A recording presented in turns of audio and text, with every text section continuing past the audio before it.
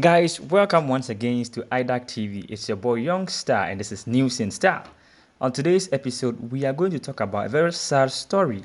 Now today, there's a sad story that we are going to talk about. Even though we are in the Christmas season yesterday, as I said earlier on, please do well and keep yourself safe because bad things are happening. Let's enter the new year with happiness. Today, we are going to talk about one particular female lawyer which has been shot dead in Nigeria.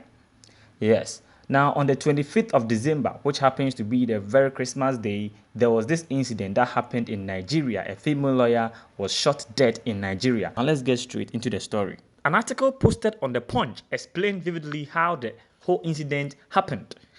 Benga Rahim, the husband of a female lawyer, Omobolanle, who was shot dead by an assistant superintendent of police, Drambi Vandi, has narrated how his wife was killed.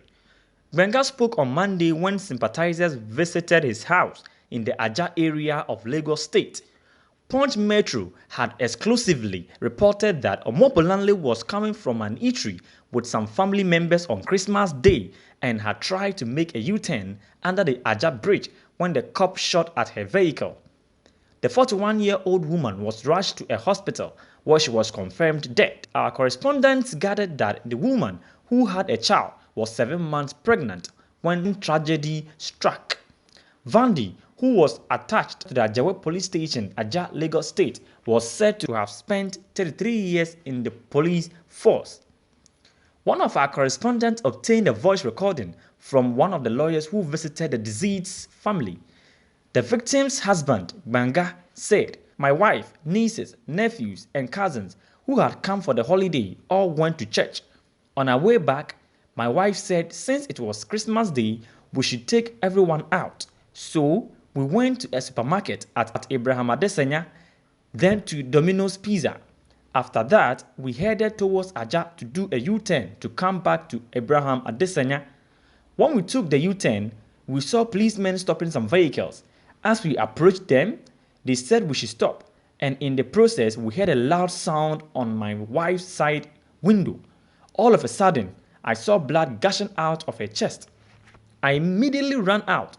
My sister-in-law, who was also with us, ran out and held the policeman. He cocked his gun at her too. Talking to him was pointless, so I went to see if anything could be done.